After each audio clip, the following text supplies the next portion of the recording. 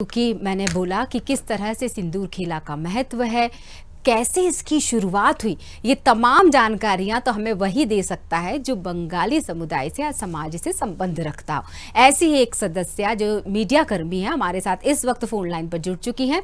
दिव्या मिस्त्री उनका नाम है और हम दिव्या से जानते हैं। दिव्या, बहुत बहुत स्वागत है आपका। जी शुक्रिया। दिव्या, कैसा माहौल होता है? सबसे पहले तो मुझे ये बताओ कि कैसे शुरुआत हुई थी सिंदूर खेला। मुझे तो बस इतना पता है कि जो विवाहित स्त्रियां हैं वो इस आयोजन में हिस्सा लेती हैं।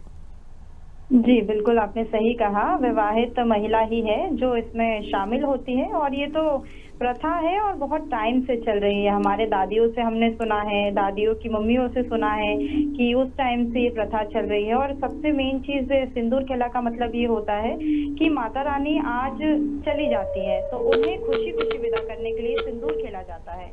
जिसके बाद सिंदूर खेला माता को पहले अर्पित किया जाता है पान के पत्तों के साथ और उनके पैरों के नीचे आलते का एक थाल रखा जाता है। थाल के ऊपर आलता डाल के महावर जिसे कहा जाता है, उस पे माता रानी को जब सिंदूर लगाते हैं तब देखते हैं उनके पैरों को, चरणों को। तो ये बहुत शुभ होता है।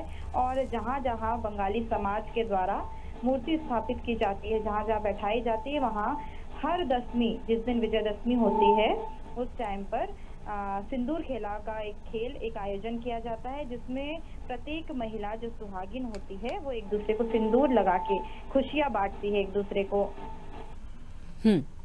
बिल्कुल। और जिस तरह से अगर मैं कुछ पूजा पाठ विधि या एक दिव्या, आपके यहाँ ना विशेष आरतियां भी होती हैं।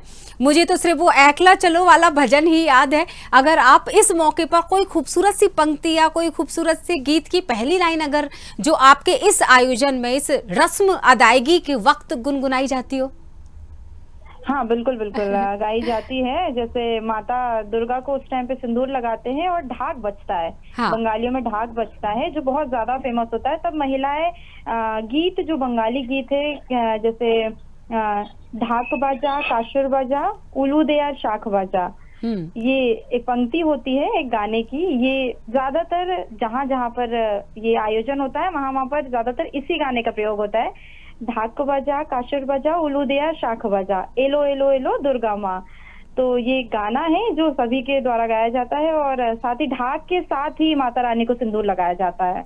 ये आपने ढाक जो वर्ड यूज किया है, ये क्या होता है? ढाक एक टाइप का बैंड होता है।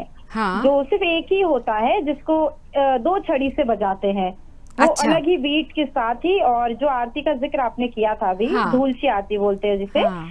उस आरती को भी ढाक के सुर में ही बजाया जाता है। ढाक के जो जैसे सुर बजते हैं उसी सुर में आरती होती है।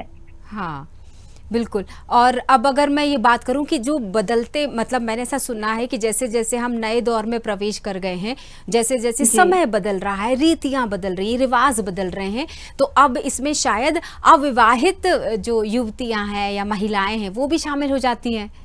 हाँ बिल्कुल है, कहीं कहीं पर है। लेकिन हमें क्योंकि मैं भी कुंवारी हूँ तो हमारे यहाँ ऐसा है, अगर दादी पर नानी या नानी वगैरह कोई हमारे साथ शामिल होती है तो वो हमें सिंदूर नहीं लगाने देती है। लेकिन ये एक फैशन के तौर पर भी लड़कियां यूज करती है कि मम्मी लगा रही है तो हम भी लगा लें। जैसे भाभियां होती है या जिसकी शादी होने वाली रहती है तो भाभी उन लोगों को, ननदों को अपने लगा देती हैं। हाँ। तो एक ये फैशन के तौर पर है, बाकी ये सुहागिनों के लिए सबसे ज्यादा महत्व रखता है। बिल्कुल। दिव्या, किस तरह का प्रसादी क्या होती है माता की? मुझे वो खीर याद आ रही है जो आपके यहाँ बनती है, या कुछ विशेष तरह के लड्डू भी बनते हैं। थोड़ी बहुत बंगालियों के बीच में मैं भी रही हूँ। जी जी जी, हाँ हाँ, सही कहा आपने। खीर का तो होता ही होता है, साथ ही खिचड़ी प्रसाद जो है वो सबसे ज्यादा महत्व रखता है। खिचड़ी प्रसाद में 5 से 6 प्रकार की सब्जियों का उपयोग होता है।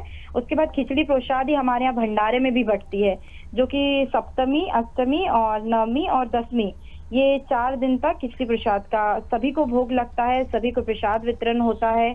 और हमारे यहाँ माता दुर्गा को सबसे ज्यादा मेन खिचड़ी प्रसाद और खीर ही चढ़ाई जाती है। हाँ। अब एक और अंतिम सवाल रख लेती हूँ दिव्या, आपने समय निकाला उसके लिए बहुत बहुत धन्यवाद। लेकिन ये सवाल है कि व्हाइट और रेड का कॉम्बिनेशन ही क्यों?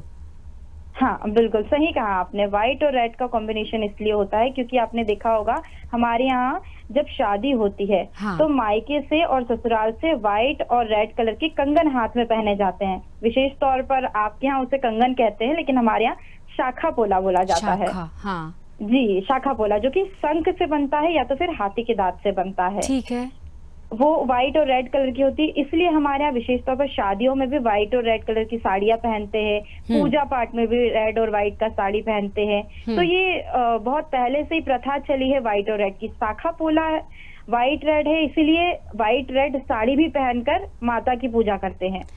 अब मैं जब साड़ियों का जिक्र हुआ है तो मैं साड़ी ड्रेपिंग पर भी जरूर चर्चा करना चाहूंगी। एक विशेष तरह से मराठी साड़ी की प्रथा मुझे पता है, सीधे पल्ले वाली साड़ी जो राजस्थानियों की तरफ से आई है ट्रेंड में, वो हमें पता है। लेकिन बंगाली साड़ी पहनने का जो तरीका है वो तरीका क्या बयां करता है? वो तरीका अपने कल्चर को दिखाता है कि हम प्योर बंगाली है। कोलकाता जैसे आप अगर चले जाएंगे तो वहां पर अभी भी हमारी जो नानी या दादी रहती हैं, तो वो अभी भी बंगाली पोशाक वैसे ही कॉटन की साड़ी को उस तरीके से ही लपेट कर पहनती है। क्योंकि यहाँ पर मध्य प्रदेश से मैं अभी रह रही हूँ, तो मध्य प्रदेश में ऐसे पूजा हो या कुछ हो तो पहनी जाती है। लेकिन बंगालियों का मतलब ये साड़ी पहनने का तरीका ये दर्शाता है कि हमें इस कल्चर से बहुत सुंदर लगता है वो पहनने पर भी। और अभी भी हमारे यहाँ जो बुजुर्ग है वो इसी तरीके की साड़ी पहनते हैं, उसमें सामने पटली वगैरह नहीं आती है, नॉर्मल प्लेन तरीके से उसे पहनना होता है। लेकिन आमतौर पे अगर देखा जाए तो लोगों को लगता है कि बहुत हार्ड वर्किंग है वो साड़ी पहनना, लेकिन ऐसा नहीं है। वो अगर नॉर्मली पहनी जाती है और बहुत सुंदर लगता है पहनावे में। बिल्कुल दिव्या, कोशिश तो मैंने भी की है, लेकिन बिल्कुल वो जो ट्रेडिशन है, जो सोसाइटी जिससे बिलोंग करते हैं, वो उसमें जो परफेक्शन आता है वो शायद दूसरी जगहों पर नहीं आ सकता। इसमें कोई दो राय नहीं है। दिव्या, हम पूजन पाठ की बात कर रहे थे, हम परंपराओं की बात कर रहे थे, रीति रिवाजों की बात कर रहे थे। एक और विशेष सवाल उठता है, षष्ठी से दशमी तक ही पूजा क्यों? शुरुआत के पूरे 9 दिन पूजा क्यों नहीं होती बंगाली समाज में? हाँ, ये रिवाज तो खैर जो पंडित जी है वही बता पाएंगे। लेकिन हाँ, हमारे यहाँ जो है षष्ठी से ही पूजा की जाती है। और एक चीज और मैं आपको बता दूं कि हमारे यहाँ जो मूर्तियां विराजित होती है, गणेश जी, कार्तिकेय, माँ दुर्गा, लक्ष्मी जी और सरस्वती जी, हमारे यहाँ सभी की मूर्ति जो है दशमी के दिन आज विसर्जित हो जाएगी। लेकिन जो लक्ष्मी जी और गणेश जी की मूर्ति है उन्हें विशेष तौर पर रखा जाता है, क्योंकि हमारे यहाँ शरद पूर्णिमा को लक्ष्मी जी की पूजा होती है। ठीक है। और जो दीपावली पे आप लोग पूजते हैं लक्ष्मी जी को, उस टाइम पे हमारे यहाँ 5 दिन काली जी को पूजा जाता है। हाँ हाँ, तो ये तो हमारे कल्चर में ही एक बहुत सुंदर डेफिनेशन है कि शुरू से ही इस तरीके का आयोजन हो रहा है। 5 दिन का आयोजन होना, 5 दिन खिचड़ी प्रसाद चढ़ना और दशमी वाले दिन सिंदूर खेला से माँ की विदाई करना। बिल्कुल दिव्या, बहुत ही अच्छा लगा बात करके थोड़ी देर के लिए। बिल्कुल ऐसा लग रहा था जैसे एक किताब होती ना, किताब के कुछ पन्नों को जो एक्सप्लेन करके समझाया जाता है। बहुत खूबसूरत बातचीत और बहुत आपने बहुत बेहतरीन तरीके से हमें समझाया भी। तो बस यही कहेंगे कि शुभो विजयदशमी। जी जी बिल्कुल, शुभोदशमी। Thank you Divya. हमारे साथ दिव्या मिस्त्री जुड़ी हुई थी, मीडिया कर्मी, और ये जिस तरह से एक्सप्लेन कर रही थी कि किस तरह से सिंदूर खेला की रस्म अदायगी होती है, कौन कौन सा भोजन चढ़ाया जाता है, अष्टमी भोग का काफ़ी महत्व है। हम धुनुची का एक नृत्य का प्रदर्शन यहाँ देख रहे हैं। धुनुची, ये वाकई एक सवाल और रह जाता है। हमारे अन्य सदस्य अगर बंगाली समाज से जुड़ेंगे तो मैं अगला सवाल जो है वो धुनुची से जुड़ा हुआ ज़रूर करना चाहूँगी सदस्यों से कि किस तरह से इसका भी महत्व है, इसकी खुशबू। क्योंकि हमने तो ये आनंद केवल दर्शकों की तरह दूर बैठकर ही उठाया है, जो उस माहौल को जीते हैं, शायद मैं बंगालीज की ही बात कर रही हूँ, वो एक अलग ही शायद रूपरेखा अलग होती है।